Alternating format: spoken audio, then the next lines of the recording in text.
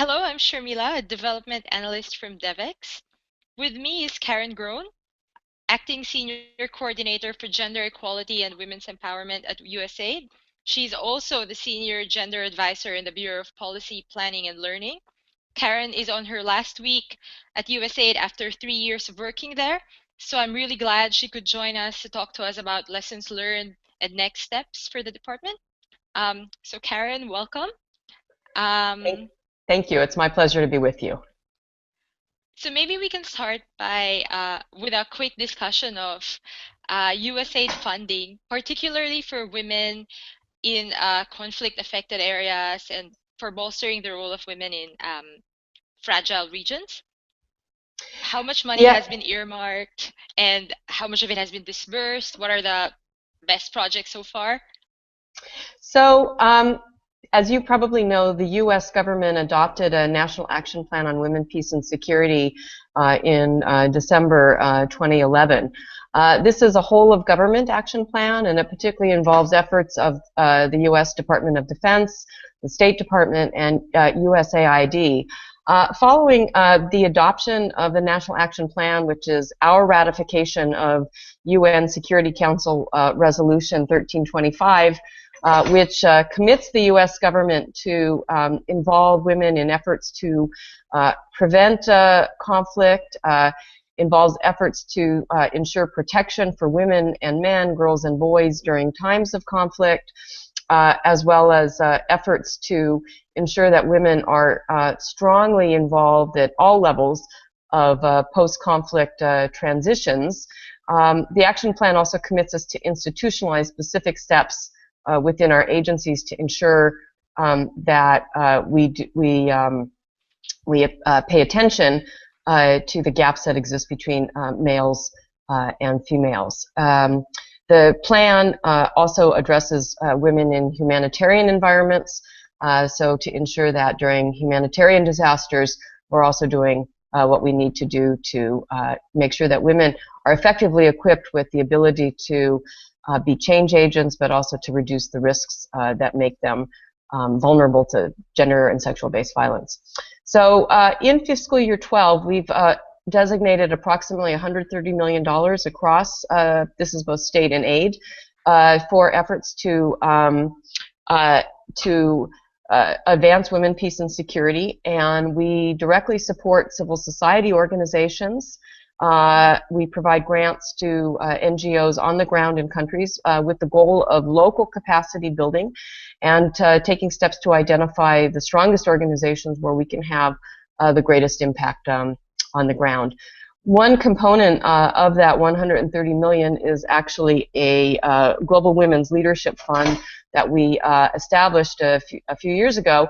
I think that's a very important fund because it attempts to overcome barriers that keep women from participating in mediation teams, in peace negotiations, and involving women in leadership. So we make grants, for instance, for travel or for childcare or other activities that would reduce the constraints to women's participation. And we've been able to fund, for instance, women from Afghanistan to go to the Tokyo conference. We've funded women in the DRC, and I think we've used this fund very wisely to ensure that women's voices are heard and their needs are on the table. Right. Okay. Thank you. All right, next question. So we all know that armed conflict has disproportionate impact on women and girls who become targets of sexual violence, whose work burdens increase when their partners are lost to warfare. And yet, a lot of them are sidelined in peace building processes or conflict resolution processes. So, what suggestions do you have, or what have you been doing to help improve the political position of women in conflict situations or post conflict situations?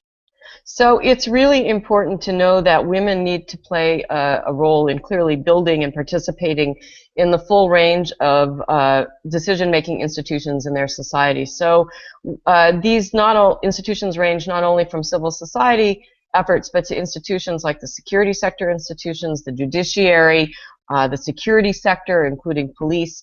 And all of those sectors need to be responsive and attentive to women's needs. So we pay a lot of attention to issues of training and capacity building, particularly in those sectors. We uh, uh, have done a lot of work on the protection side, which I think is really important, which you alluded to ensure that our staff, our contractors, understand the issues. We actually have a new requirement for our staff to take the IASC training on how to work with women in humanitarian affairs. It's a very effective Okay. tool piloted by the UN. But we're trying to take steps to just change the way we do business to reduce women's vulnerabilities. So, for instance, in a humanitarian context or in a post-conflict context, it's really important, for instance, in terms of if women are displaced, to ensure in camps that we're doing things like providing fuel-efficient stoves that would reduce the need for women to leave the camps to forage for fuel or water, which would increase their risk of gender-based violence. Take steps to ensure that water and sanitation facilities are secure and safe for women to go to. So it's just a better understanding of women's needs up front that we can address and be ready to respond to in very difficult, Right. sometimes, and very chaotic environments. Okay. So next is women and girls have very different security needs. Like I alluded to, different vulnerabilities. How have you started helping implementing partners account for the security of women and girls in these Oh, situations? that I think is a really, really important question. So we have new proposal guidelines. Our Office of Foreign Disaster Assistance has revised its proposal guidelines for our implementing partners. They did this in 2012. And those guidelines actually contain guidance and requirements for any unsolicited proposals that we get from non-governmental organizations. And that's actually the majority of USAID's partners. Oh, These revised guidelines contain new requirements relating to protection. For instance, there has to be gender analysis and program design. There has to be explicit steps identified to reduce the risks for harm and exploitation and abuse for the affected population.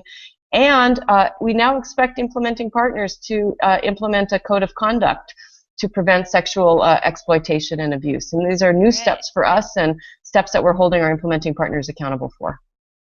Okay. Um, the last question would be men and boy. The standard criticism of gender programs is that they seem to neglect men and boys. So, what have you been doing to enhance the role and involvement of men and boys in this drive for gender equality?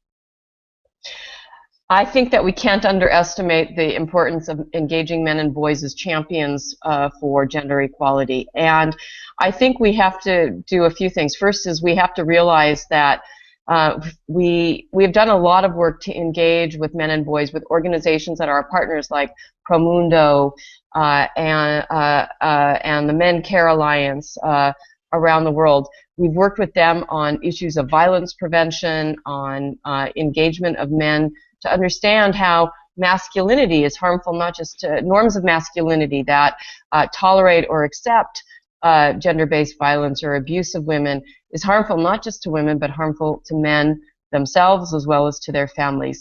But it's important, I think, to get men involved in champion women's broader social, political, and economic engagement. And in terms of the changes that we need to make in laws and policies and practices. And engagement, there's a range of engagement that I think we need to focus on, including in families, with fathers, with male children. There's a lot we can do in the education system in terms of changing norms.